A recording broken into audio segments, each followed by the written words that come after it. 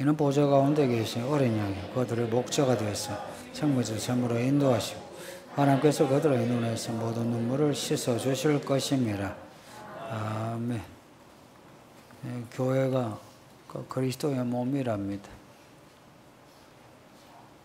예수님의 몸이랍니다. 진짜 교회가 그리스도의 몸이라면 예수님의 그 몸이 겪은 이야기가 교회 안에 있겠죠. 그래서 교회는 예배당을 말한 게 아니고 예수님의 몸의 이야기를 가진 성도들의 모임이 교회입니다. 옛날에는 그 성전 마당만 밟고 가는 사람이 있어요. 요즘은 예배당 마당만 밟고 가는 사람이 있답니다. 내가 교회 안에는 들어오지 못하고 예배당만 밟고, 교회 안에 있는 사람은 예수님의 몸의 이야기를 가지고 있어요. 어떻게 가지고 있나? 예수님을 믿는 겁니다.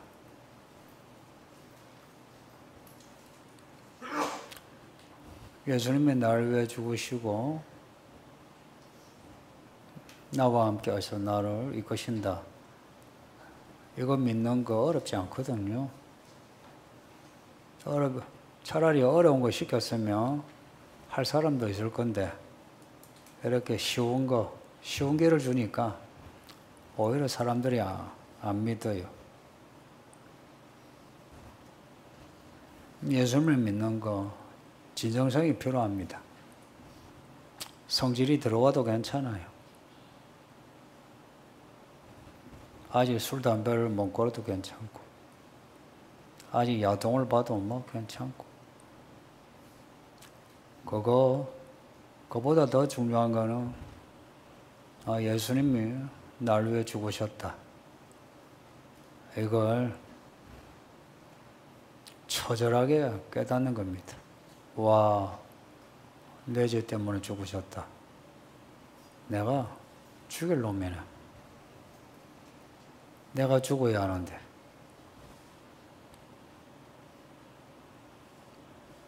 이게 죄사함입니다. 죄사함의 은혜는 이런 경험을 하는 게 죄사함입니다. 그냥 듣고 날 위해 죽으셨네.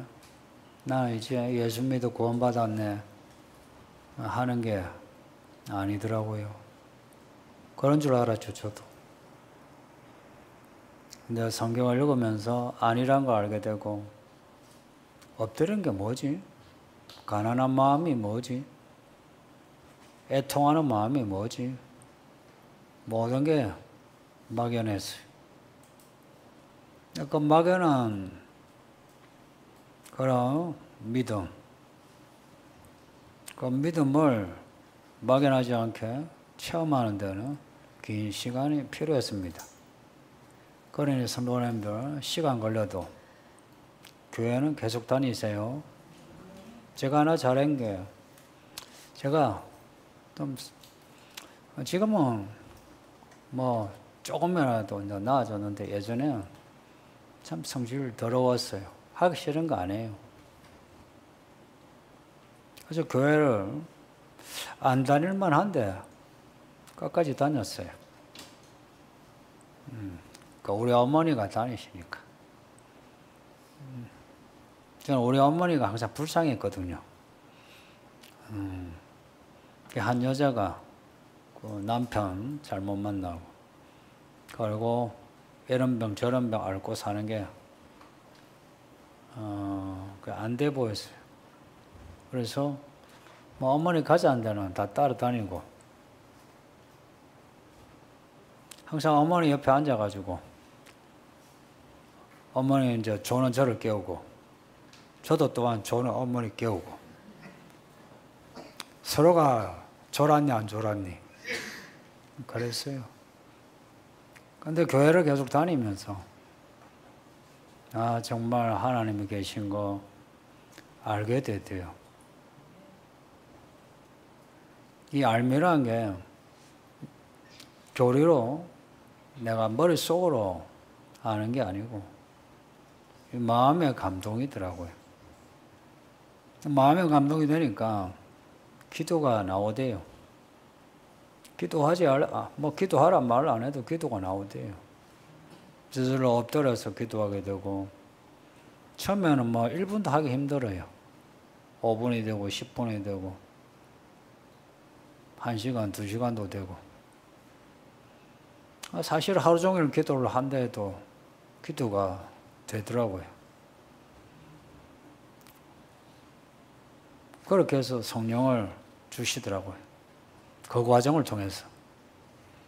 누구는 그냥 하루아침에 은혜 받아가 성령을 받은 사람도 있는데, 저는 시간 걸렸어요.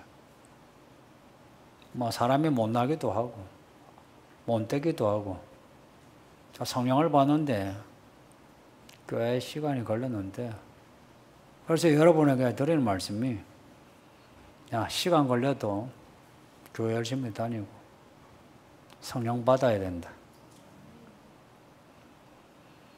그래야만 성경의 말씀이 이해가 돼요. 이해가 안 된 감동은 감성적이에요. 감정에 불과해요. 그런데 이해가 되면 전인적인 믿음이 돼요. 아침에 이야기가 이제 여기까지인데, 그 설교 끝에 제가 예수의 흔적을 말을 하다가 설교를 끝냈어요. 바울이 내 몸에 예수의 흔적이 있다. 나 건드리지 마라 그래요. 그 예수의 흔적에 대해서 말씀을 드리려고 해요. 내 몸의 흔적이에요. 이 교회의 흔적, 다 예수님의 흔적인데, 그 흔적은 죄사함의 흔적입니다. 죄사함의 흔적은 예수님이 나를 위해 죽으셨다. 이 속죄를 확실하게 아는 거예요. 단지 어렴풋이 막연하게 안다 아니고, 예수님이 내 죄를 위해서 죽으셨다. 내 죄가 드러나야 돼요. 내 죄가 안 드러나는데 속죄의 은혜 없어요. 내 죄, 이 죄가 단수이기도 하고 복수이기도 해요. 근데 단수로 하면 듣기 편해요. 죄 하면 뭔가 퉁 치는 게 있어요. 근데 죄들하고 로마서 1장에 보면 그 죄의 항목들이 나와요. 그것도 예시거든요, 예시. 근데 예시인데도 그거 읽다 보면 찔려요. 안 찔리는 게 없어. 다 찔려요. 살인, 강도, 음란, 다 찔려요. 안 찔리는 죄가 없어.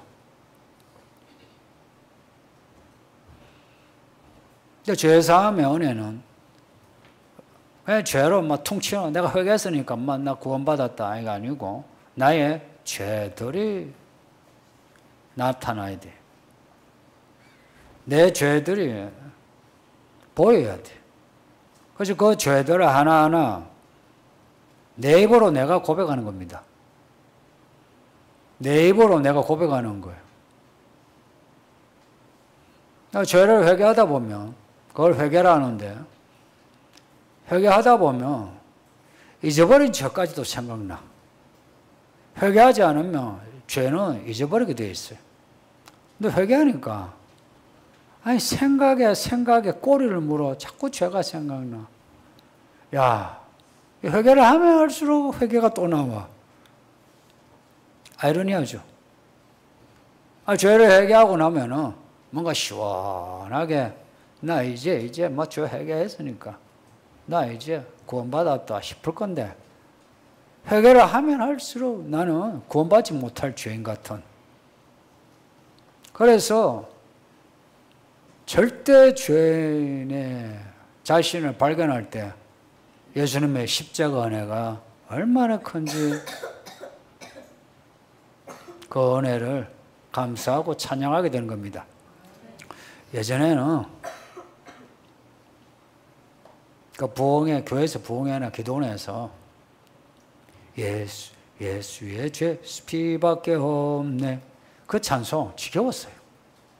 가사도 단순하고 곡도 단순하고 무슨 곡이 이런 곡이 있는지. 그러니까 우리 애들 그런다며요. 왜 예수의 피밖에 없냐고.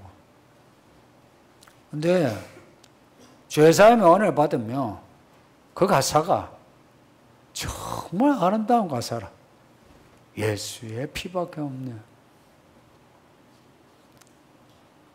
우리 인생에 필요한 거는 예수의 피밖에 없다. 돈도 필요하고 건강도 필요하고 인생의 행복도 필요한데 진짜 필요한 건 예수의 피밖에 없더라. 근데 이걸 아는데 또 알아가는데 시간이 걸리더라고요. 또 이거 알았어요. 알았는데 내 생활에 내가 안주하며 예수의 피밖에 없는 게 아니고 예수의 피도 있고 다른 것도 있어요.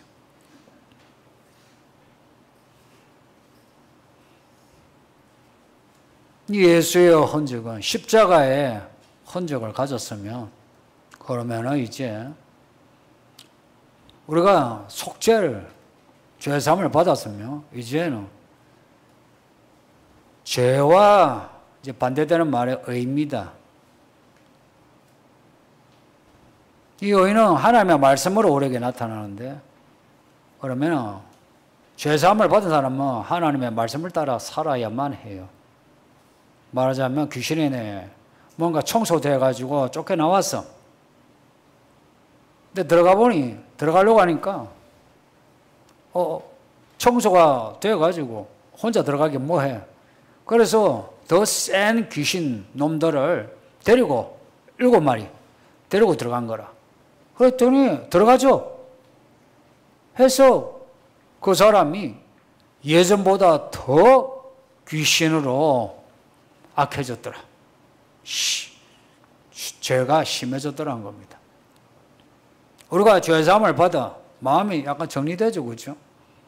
근데 그대로 놔두면 귀신이 나갔다가 7마리, 이런 마리 더 데리고 들어와. 그래서 교회 안에는 한때 믿음이 좋다가 지금 비교 안 되게 악해진 사람들이 많아요. 목사들도 그런 사람이 있고, 장로 권사들은 말 것도 없고. 이상하다. 교회를 그렇게 다니는데, 말씀도 전하는데 왜 그렇게 되나? 스스로 자초한 겁니다. 청소되고 소재되었으면 그 빈집에 뭔가 채워 넣어야 돼요. 뭐 채워 넣노? 만물 안에 만물을 충만케 하는 그리스도를 채워 넣어야 돼요. 그래서 바울은 그리스도를 얻기 위해서 내가 내 모든 내게 유익하다 싶은 것을 내가 똥으로 여긴다 그랬어요. 내가 자랑할 만한 거, 나 공부 잘해, 나 착해, 성질 좋아, 나 돈 많아, 내 똑똑해, 이런 것을 똥으로 여긴대요. 그리고는 그리스도를 얻기 위해. 그리스도를 얻는다. 내 몸에 그리스도의 몸을 채우는 겁니다. 내 몸에 말씀으로 살아가는 거예요. 이게 부활의 능력입니다. 죄사함으로 우리 몸이 깨끗해졌으면 이제는 의에 대해서 반응할 수 있는 몸의 활동이, 이게 부활의 능력이에요. 이게 사람의 힘으로 되는 게 아니고 죽은 예수를 살려낸 성령으로 가능한 겁니다. 성령이 예수님을 살리신 거예요. 예수님도 성령을 받으셨고 성령으로 부활하셨는데 우리 자아가 그렇게 잘나가지고 나는 내 성질을 죽였어. 나는 이제 내 생각이 이제 올바르기 때문에 난 내 생각대로 살 거야. 그럴 사람이 있는가? 아무도 없거든. 그런데 왜 우리가 자꾸 그렇게 되어가는지 되게 안쓰러워요. 저도 나이가 드니까 주변의 사람들도 같이 나이가 들어. 다 늙은 사람들. 보면 다 그렇게 늙어가고 있어요. 남들이 보기에는 제가 어떻게 늙어가는지 잘 모르겠는데 참 슬픈 현실이에요. 죄사함의 흔적을 가지고 성령의 부활의 능력으로 살아간 사람은 다르죠. 몸이 다르죠. 몸짓이 달라요.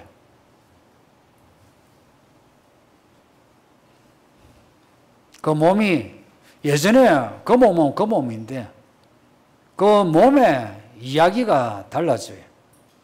그 어떻게 달라지노? 오늘 본문에 성령의 지혜와 계시의 영이랍니다. 성령의 지혜와 계시의 영으로 하나님을 알게 하시고 마음의 눈을 밝히사로 나오는 이 바울의 기도문. 지혜와 계시란 말을 한번 생각해 보세요. 그냥 성령이라 하면 되는데 지혜와 계시의 영이래. 지혜래, 지혜요. 계시랍니다.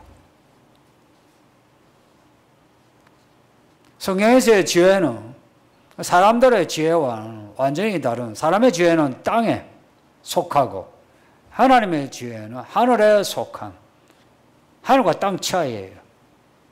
그래서 하나님의 지혜 앞에는 지혜라고 할 게 없어요. 그래서 세상의 지혜는 썩어질 것으로 비유되고 하나님의 지혜는 영원한 것으로 비유됩니다. 성령이 우리에게 지혜를 주신답니다. 지혜. 하늘에서 이루시어 하나님의 뜻을 우리가 가르쳐 주시는 거예요. 그 뜻을 이 땅에 이루시려 하나님의 뜻이라. 그런 성령이 우리에게 주시는 지혜는 하늘과 땅에 충만한 지혜라. 인생에 필요한 것. 이 하늘 땅 사이에 살잖아요. 많은 일을 겪죠. 어떻게 판단하면서 살 수 있을까? 성령이 올바른 길로 갈 수 있도록 지혜를 주신답니다. 그 지혜는 하나님의 경륜, 하나님의 때가 찬 경륜이라고 나오는 성경 구절처럼 하나님의 경륜에 따라 때에 맞게 성령이 주시는 거예요. 그래서 그때 타이밍을 놓치면 안 돼요. 그 타이밍에 적절한 태도를 가져야 돼요. 적절한 태도. 내가 어제까지 참 좋은 마음으로 은혜를 받았어도 오늘 내가 적절하지 않으면 오늘 끝장이 날 수 있어요. 성령이 주시는 지혜를 받으려면 이 시간을 잘 보내야 돼요.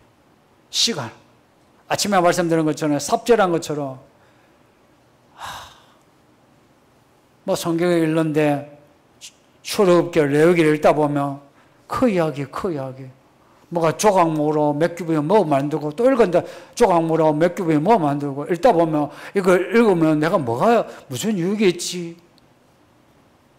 무슨 말씀인지도 모른 채 그냥 막 읽어 나가는데 내가 무슨 유익이 있지? 이제 이런 마음이 들어요.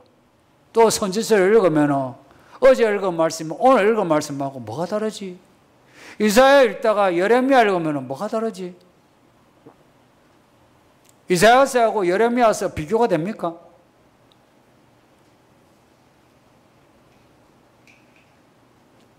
비교하기 힘들어요.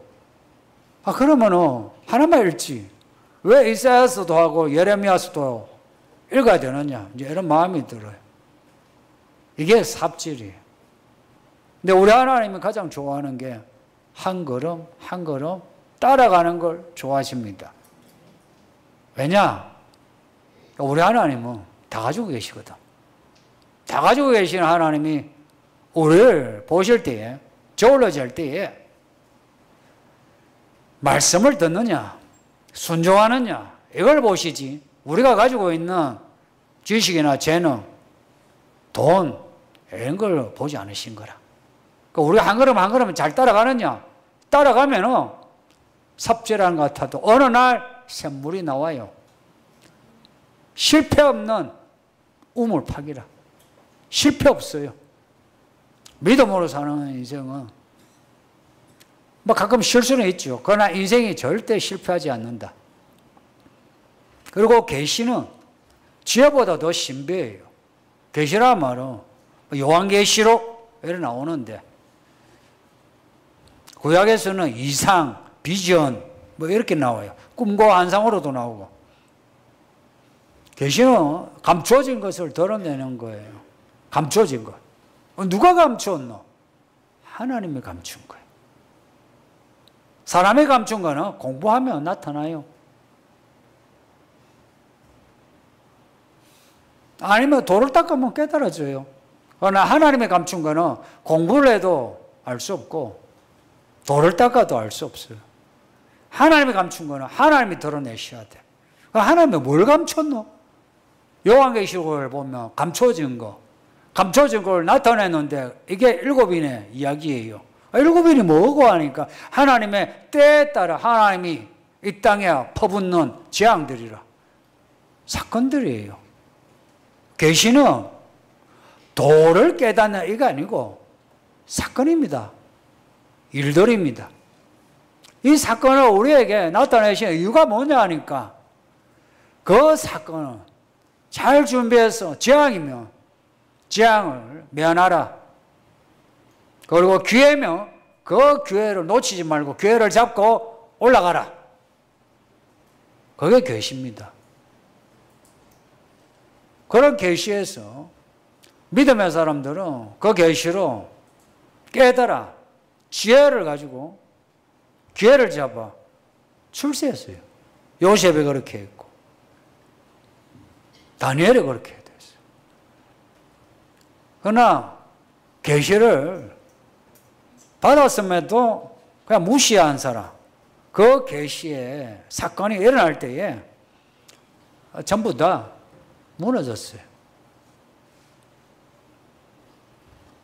구약을 읽으면 옛날 역사죠, 그죠? 그런데 지금 우리가 언젠가 지금의 우리가 역사가 되지 않겠어요? 예수님이 100년 뒤에 오신다. 50년 뒤에 오신다. 그러면은 우리가 누군가에게는 기억에도 안 남는 과거가 될 거예요. 말하자면 우리에게 계시하신 이 말씀이 우리에게 이루어질 때가 온다는 겁니다. 그 이루어질 때 그 타이밍을 놓치면은 우리가 이렇게 성경을 읽고 설교를 듣고도 아무런 설교를 듣지 않은 것처럼 성경을 읽지 않은 것처럼 우리가 나락에 빠지게 돼요.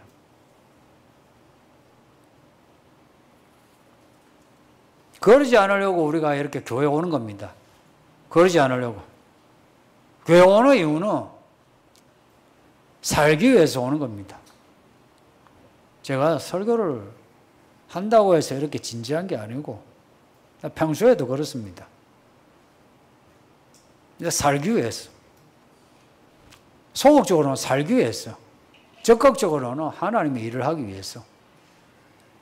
안 하면 죽어요. 바울도 그런 고백했어요. 내가 하나님의 말씀대로 순종하지 않으면, 내가 이 복음을 전하지 않으면 나는 죽을 것 같다.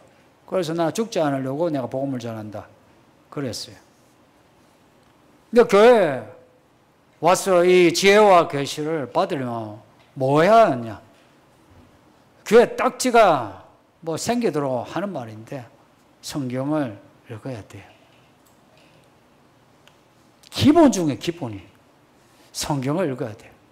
사실은 아직 성경을 읽지 않은 성도들이 많거든요.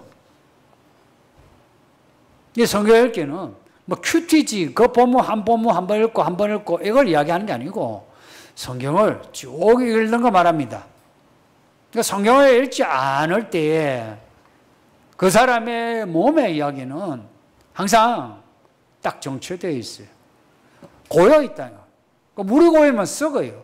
그래서 그 믿음이 언젠가 썩은 물처럼 썩어내가 나요. 말씀을 읽으면 저절로, 정말 저절로 기도가 나오게 돼요. 그래서 여러분에게 항상 성경 읽기를 강조하고 그 다음 기도예요. 때로는 뭐 성경을 몰라도 기도 열심히 하세요 라고 하고 싶은데 그런 기도하는 그 마음이 말씀이 아니면 이게 안 생겨요. 억지가 돼. 억지로 우리가 새벽 기도해, 저녁 기도해 해가지고 모든 집사들 다 나오세요 하면 나오겠죠. 근데 얼마나 열매가 있을까? 여러분이 몸이 약하면은 뭐합니까? 몸이 아프면 뭘 해요? 병원에 가지고, 그죠? 병원에 가서 진단을 받죠. 진단을 받으면 뭐합니까? 약을 처방받아 먹죠.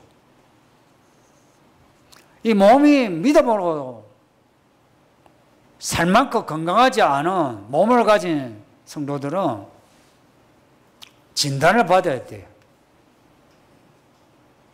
진단받는 시간이 이 설교 시간입니다. 이 설교는 여기에 모인 청중들에게 필요한 메시지를 전하는 거예요. 제가 10년 전에 설교하고 지금하고 달라요. 왜냐? 여러분이 같은 성도라도 달라졌어요. 그 말씀을 통해서 진단을 받아야 되고, 그리고는 처방을 받아야 하는데, 그 처방이라는 게, 우리가 약국에서 처방받는 게 약이죠, 그죠? 하나님이 우리가 처방해 주는 거는 성경입니다. 성경 외에는 치유받을 필요 없어요. 살면 살수록 확실하게 경험합니다. 성경을 읽으셔야 돼요. 읽기 싫어도 억지로라도 한번 해보세요. 여러분이 처방을 받은 약을 받아보면 약봉투에 뭐라고 나옵니까? 하루에 몇 번? 식전이나 식후냐? 똑같아요. 성경을 읽는데 하루에 몇 장? 하루에 몇 분? 그리고 식전, 식후처럼 아침에 했다, 저녁에 했다, 지하철을 타면서 했다가, 화장실에 앉아서 했다가, 이게 아니고 식전, 식후처럼 딱 정해진 시간에 성경을 읽어야 돼요. 그러면 기도도 똑같이 그렇게 돼요. 그리고 약을 처방받으면 물을 많이 마셔라 그러죠, 그죠? 그런 것처럼 말씀을 읽는데 기도도 많이 하라, 더 하라 이런 처방을 받는 거죠. 그리고 약을 이제 받으면은, 특히나 한약을 받으면은 약을 지어줘 놓고 그 밑에 뭐라고 적어 놓습니까? 밀가루 돼지고기 먹지 마라. 그렇죠. 그 약을 먹는데 그 처방해서 먹지 말라는 거 먹으면 어찌 돼요? 효과가 없어요. 고로 우리가 이 몸으로 믿음으로 살려면 하지 말라는 거는 가능한 하지 않도록 해야 하는 겁니다. 가능한 하지 않도록. 똑같아요. 약 처방받는 거나 우리가 믿음에서 처방받는 거나 비슷해요. 그렇게 해서 성경을 읽어나가면 기도가 자연스레 그 말씀의 샘물에서 터져나와요. 기도를 하게 되면 그러면 이제 달라지죠. 기도를 하게 되면. 그러면 하나님이 정말 계신 게 감동이 돼요. 설명을 못하지만 계시구나. 그러면 하나님께 도움을 청하게 돼요. 도와달라. 혹은 도와달라고 기도를 했는데 하나님이 도와달라는 기도는 하지 않게 하시고 다른 일을 가지고 기도하게 하시는, 말하자면 이제 내가 성령의 인도를 받는 거라. 기도 또한 내가 하고 싶은 기도를 하는 게 아니고 성령이 인도하시는 대로 기도를 하게 되는 거라. 그런 성도가 되어주세요. 우리가 왜 이렇게 모여서 예배합니까? 진짜 교회가 되기 위해서 해서 우리가 모여서 교회됨을, 우리 몸이 그리스도의 몸됨을 확인하고, 그리고 우리가 흩어졌을 때에 모인 교회에서 흩어진 교회가 되는 겁니다. 모인 교회가 되지 않은 사람이 흩어져서 교회가 된다. 뭐 두세 사람이 모여도 교회라며, 이렇게 교회가 이렇게 모여서 교회 생활을 하지 않는데, 뭐 자기 마음, 자기 생각 같은 사람 만나가지고 뭐 우리도 교회다, 그 교회가 되는 거 아니에요. 정말로 교회로서 모인 사람, 그리고는 지혜와 계시의 영어로 감동이 된 사람이 나가서 살 때에, 그때 흩어진 교회, 세상의 소금과 빛이 되죠. 그런 모이는 교회의 성도 되시고 흩어진 교회의 성도 되시기를 바랍니다. 믿지 않는 친구들 앞에서 복음을 말해내는 말씀의 증인이 되고 싶습니다. 글쓰기 관련하여 교회 홈페이지는 믿음의 공동체 안에서 표현하는 것인데, 홈페이지 글쓰기는 나가서 글쓰기, 말하기를 위한 훈련일까요?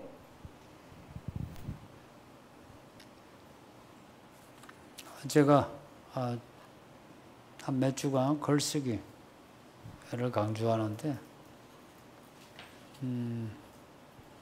글쓰기 강조하는 이유가 많습니다.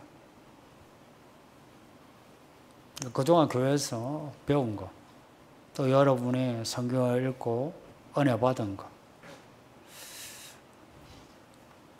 그걸 정리도 하고 이해도 할 필요가 있습니다.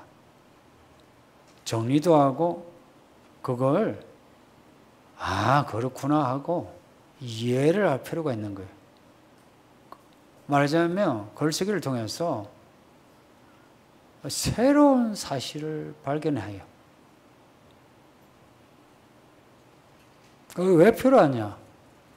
시간이 지나면 여러분이 집사가 되고 교사가 되죠. 그러면 교회 일을 하게 돼요. 교회 일은 하나님의 나라의 구조를 가지고 있어요. 그 구조를 살려야 하는데, 지금 한국 교회를 비롯해서 교회들이 그런 구조가 없이 그냥 돈 많으면 돈 많은 일, 재주 많으면 그 재주에 맞는 일을 맡겨요. 이게 사회하고 뭐가 다릅니까? 그리고 교회 일이 특별한 재능을 필요한 게 아니고, 사실은 필요한 거는 특별한 믿음이 필요한 겁니다. 이런 아이들에게도 교회에 일을 한번 맡겨보세요. 해낼 수 있습니다. 오늘 기도한 우리 유변이에게 총무 한번 맡겨볼까요? 못할 것 같습니까? 검사든 한동훈 검사가 당대표 하니까 당대표 하죠. 경기지사 하던 사람이 대통령가 되죠.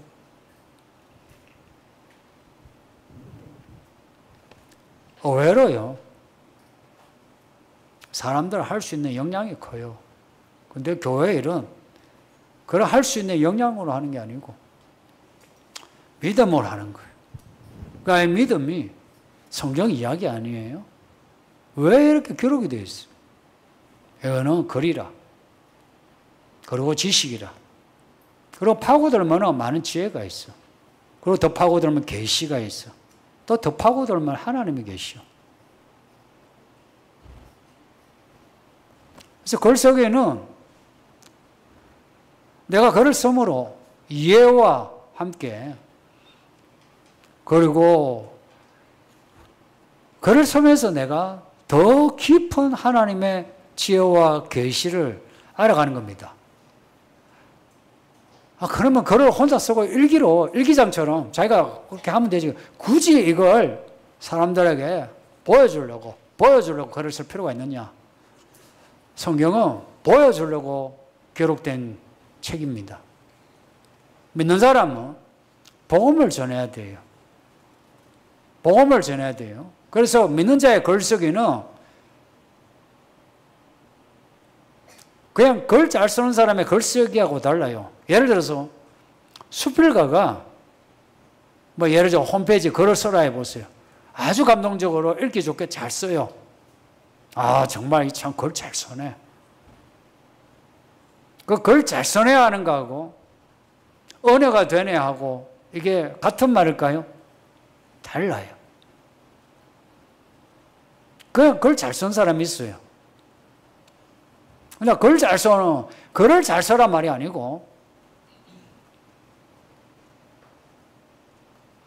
하나님의 이야기를 글로 나타내라 이야기입니다. 한마디로 사람들에게 이게 교제입니다. 성도의 교제입니다. 이 아이들은 어려가지고 그냥 교회 오기만 하죠. 근데 어른이 되면 여러분 가운데 처음에는 그냥 새신자로 왔는데 이제는 교회 일을 맡은 분이 있죠. 어느새 이제 책임을 맡아가지고 예전에는 뭐 못해도 아이고 잘했습니다 하다가 이제 못하면 어떻게 해요? 아휴 답답해라. 그러죠. 그럼 여러분 섭하지만 느끼는 게 있죠. 아 내가 자랐구나. 이 성도의 교제란 거는 단지 뭐 네 좋고 내 좋고 서로 덮어주고 아니고 우리가 해야 할 일에 대한 의무와 책임을 가지고 하는 겁니다. 글을 쓸 때에 의무와 책임입니다. 글을 쓰는 거는 의무이고 그 내용에 대해서는 책임을 져야 합니다. 그렇게 해서 우리는 서로 간에 교제하는 겁니다. 교제. 그리고 이게 교회 밖에 우리 생활하고 무슨 관계가 있나? 우리 안에서 이렇게 글쓰기, 말하기 이제 하죠. 이렇게 해서 우리 자신이 서로가 말하자면 정리를 하는 겁니다.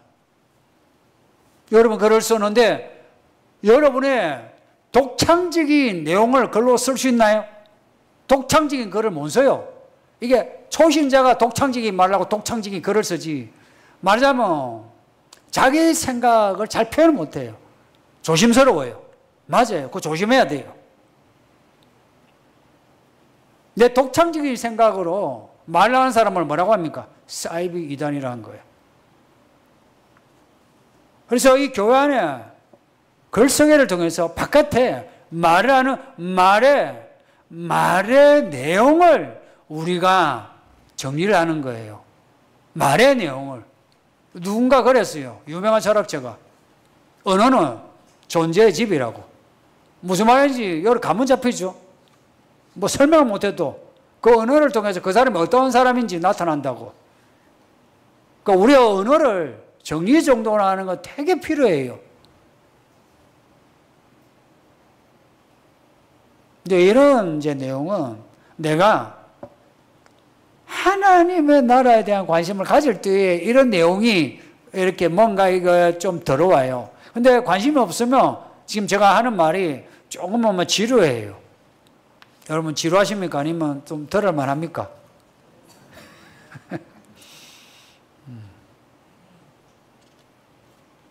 말하기만 하면 되지 왜 글쓰기까지 하느냐 하는데 말하기하고 글쓰기는 달라요.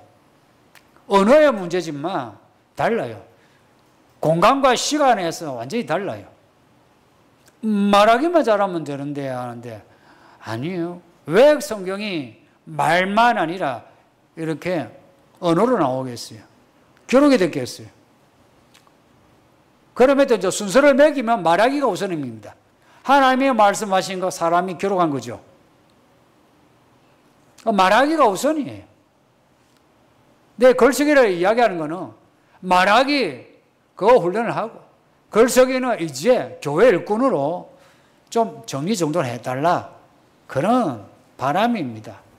하나님의 소망, 오늘 본문에 부르심의 소망이라는 이 말이 기대란 말입니다.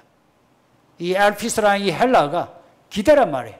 소망으로 번역을 해도 이상하진 않은데 우리 이곳에 불러가 이 설교를 듣게 할 때에 우리 개인에게 거는 기대를 말합니다. 하나님의 기대가 있는 거예요.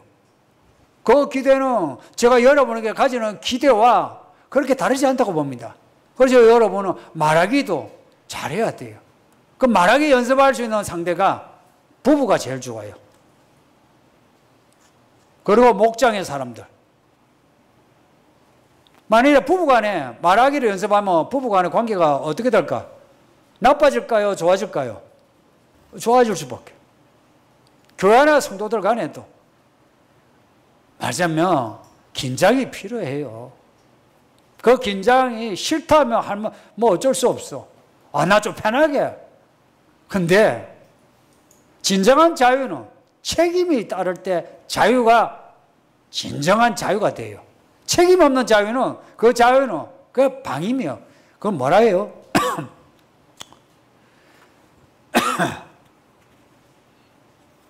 책임 없는 자유는 아무것도 아니에요. 그 글쓰기는 어느 정도 이제 교회 일꾼이 될 분이 글쓰기를 통해서 교회 일꾼으로 그 역할을 하라는 겁니다.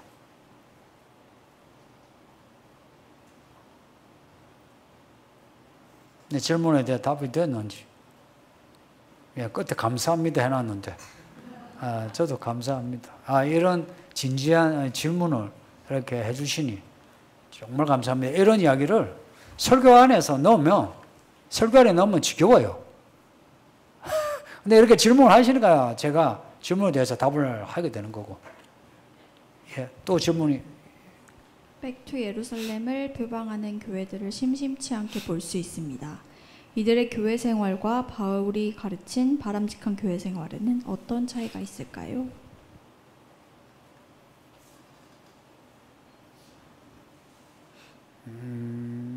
이 질문이 너무 포괄적이에요. 백투 예루살렘은 백투 예루살렘 뭐냐면 예루살렘으로 가자. 예루살렘 유대인들을 전도하자 의미도 되고, 저 유대인이 이 이방인 교회보다 탁월하다 하는 의미도 되고, 종말의 징조는 저기 예루살렘에 일어나는 그 이스라엘의 사건을 통해서 종말을 본다 이제 하는 세대주의자들이 하는 말이에요. 세대주의 말 그대로 세대 씨가 나눠가 이스라엘이 독립을 했단 말이에요. 그러니까 독립을 종말론이 사건이야. 그리고 그렇게 1948년도에 독립을 했으면 그러면 희년이 언제냐? 50년이다. 그럼 2018년, 2017년 그때 예루살렘이 이스라엘 수도로 트럼프가 선언했죠, 그렇죠? 그런 걸 이야기하면서 이제 정말 예수님 오실 때가 됐다 하는 그런 그 신학적인 스탠스입니다. 그런 교회, 제가 그 교회 그 부분을 이야기해서 그 교회는 참 나쁘다, 뭐 교회가 아닌 것 같다 이런 뉘앙스인데 그렇지 않아요. 그런 세대적 교회도 교회입니다. 말하자면 신학적인 어떤 한 부분의 해석의 차이는 있는 거고, 그 교회들도 교회입니다. 교회예요. 교회를 심심찮게 볼 수 있는 게 아니고 심심하게 볼 수 있습니다. 한국 교회 보수적 교회는 거기다가 여러분 그 기도원에 가면 기도원에 있는 목사님들은 다 이 사람들입니다. 세대주의자들이에요. 이 교회는 어떨 것 같습니까? 이 교회는 세대주의적인 면이 있어요. 일곱인의 이야기에서 거기 시대적인 사건의 순서라 이 자체가 세대주의적인. 그러나 유대인이 교회 안에 들어와야지. 교회가 유대인으로. 그리고 종말의 징조는 교회가 아니고 유대인이다. 이런 입장은 아니에요. 말하자면 여러 입장이 이렇게 골고루 있는 교회예요. 어떤 한 부분 이제 설교를 들으면 세대주의 같은데, 또 다른 한 부분 들으면 전혀 세대주의가 아니에요. 그러니까 여러분이 이쪽이냐 저쪽이냐 그렇게 구분 안 하셔도 돼요. 그러니까 이 세대주의자들의 교회 생활과 바울이 가르친 바람직한 교회의 생활에는 이제 이거는 우리의 입장에서 하는 말이에요. 세대주의자들 또한 자기들은 뭐라고 합니까? 우리가 바울이 가르친 복음주의 입장이다 그래요. 근데 저는 그 말을 그렇게 부정하지는 않아요. 그 어떤 해석의 차이에서 그 부분이 그렇지, 그렇다고 해서 그분들이 뭐 성경을 읽는데 이상하다, 신앙생활 하는데 이상하다, 그렇지는 않아요. 가끔 그런 분들이 있어요. 저 광화문에서 이제 깃발 들고 있는 분들, 저분들이 세대주의자들입니다. 대부분이 세대주의자들입니다. 근데 이분들의 교회 생활하고 바울이 가르치는 바람직한 교회 생활은 어떤 차이가 있느냐? 이 질문을 지금 읽으면서 제가 해야 될 말이 생각이 났어요. 아까 세대주의라 했죠, 그렇죠? 이 세대주의는 사회에 일어나는 사건을 하나하나 성경에 예언된 사건하고 자꾸 대입을 시켜요. 대입을 시켜가지고 예를 들어서 뭐 이번에 대통령이 된 이재명 대통령에 대해서 세대주의자들 대부분은 전부 다 뭐라고 하냐? 악마라고 불러요. 마귀화해요. 그러면은 그 전에 대통령 윤석열은 그건 천사장이에요. 따지면 그런 식이에요. 그리고 미국의 트럼프가 대통령이 됐다. 이거는 적거리 속에 나타날 수 있는 어떤 뭔가, 이렇게 하나하나 사건을 대비하면 그 믿음 생활이 그 해석에 매여있게 되어서 거대한 하나님의 나라의 삶을 놓쳐버려요. 그러니까 바울의 바람직한 교회 생활을 할 때 오늘 본문에 여러분 에베소서 1장을 사실 지금 강해 설교가 아니고요. 그 요한계시록을 기초로 해서 지금 주제 설교하고 있거든요. 그래서 이 본문을 하나하나 설교하지는 않았어요. 본문 구절 지금 설교하지는 않아요, 계속. 그러나 오늘 본문에 나오는 그리스도 예수에 대해서 예수님의 그 스케일을 보세요. 21절에 모든 통치와 권세와 능력과 주권과 이 세상뿐 아니라 오는 세상에 일컫는 모든 이름 위에 뛰어나게 하시고, 이 구절을 보면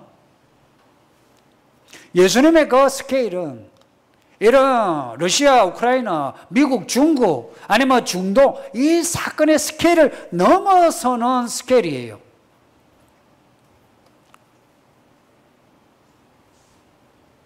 그래서 바울의 이런 글을 읽고 여기서 깨달은 사람은 세대주의자들처럼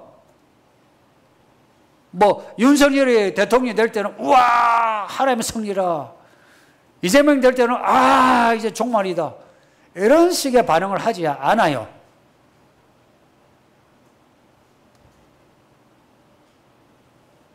그렇다고 하나님의 그 시간, 그 라스트 타임에 대해서 관심이 없는 건 아닌데, 모든 것을 하나님의 경륜의 입장에서 받아들이게 되고, 그 삶이 그 사건에 매몰되는 게 아니고 그 사건을 통찰하면서 삽니다. 여러분 생각에 저 광화문에서 이쪽에서 떠들든 저쪽에서 떠들든 그쪽의 사람들 사건을 통찰하면서 주도하는 것 같습니까? 그 사건에 매몰되어서 거기서 매달리면서 이렇게 흔드는 것 같습니까? 이게 정상적인 시각이에요. 그 차이입니다. 그런데 잘못하면 바울이 가르친 그 바람직한 교회 생활하면 그러면은 이런 거예요. 이게 이제 이 맹점이에요. 그들은 그나마 자기들이 듣고 배운 거 행동으로 하는 거예요. 행동으로. 근데 바울의 바람직한 교회 하면서 사는 사람은 이 스케일이 크면 클수록 어때요? 행동할 수 있는, 뭔가 행동해야 될 게 막연하죠. 그래서 바울의 바람직한 교회를 주장하는 사람들은 하는 게 없어. 교회는 잘 다녀. 그리고 광화문 저 사람도 욕해. 근데 하는 게 없어. 이게 맹점입니다. 여러분은 어떠신가요? 이 교회는 어떤가요?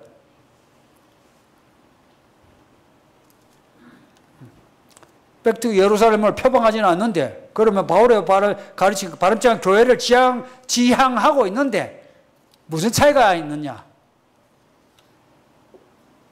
오늘 오전과 오후 설교의 이제 결론으로 저 세대주의자들의 저 행동력보다 실천력보다 우리의 실천력, 말씀에 대해 순종하고 행동하는 이 프락시스는 그 이념을 행동하는 거 프락시스라 명칭하거든요. 이 프락시스가 더 강력해야 우리가 진짜 참 우리가 뭐 교회생활 잘한다 할 수 있는 겁니다.